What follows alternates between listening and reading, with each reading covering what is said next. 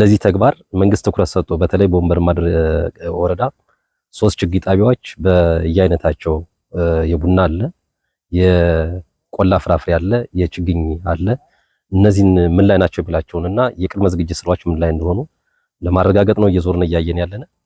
እውነትም ባየሁትና በደረስንባቸው ቦታዎች ላይ የቅድመ ዝግጅት ስራው ሙሉ በሙሉ ተጠናቋል ማለት ይቻላል።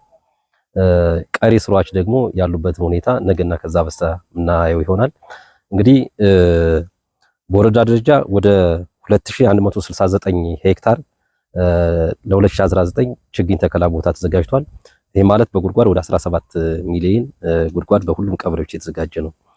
ምናልባት ይሄ ችግኝ ሲዘጋጅ በመንግስት ብቻ ሳይሆን በግለሰብ ደረጃም ወደ 37 የሚሆኑ ቦታዎች በተለይም ዋን ኤከር በሚባል ድርጅትም እያገዘን ለቀጣይ ቅድመ ዝግጅት ስራችን በደንብ ትኩረት ተሰጥቶ እየተሰራ ነው።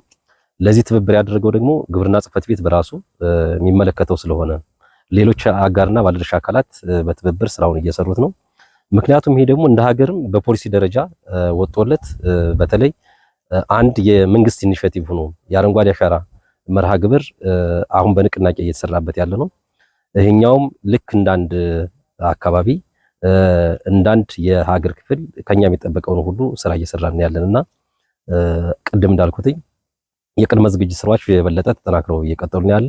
ይህንን የሚመለከታቸው ሙያተኞች የችግኝ ጣቢያ ላይ ያሉ ሰራተኞች ልክ በተግባር እንዳየነው በደንብ ስራውን እየሰሩ ነው። የሁሉም ችግኞች የዝግጅት ስራ ሰርተው የሚጠበቅባቸውን ስራ እያከናወኑ ነው እያየን ያለነ። ይሄ ደግሞ ተጠናክሮ እንዲቀጥል እኛም እያበረታታን ያለን በዚህ ልክ ነው እየተዘጋጀን ያለን ማለት ነው።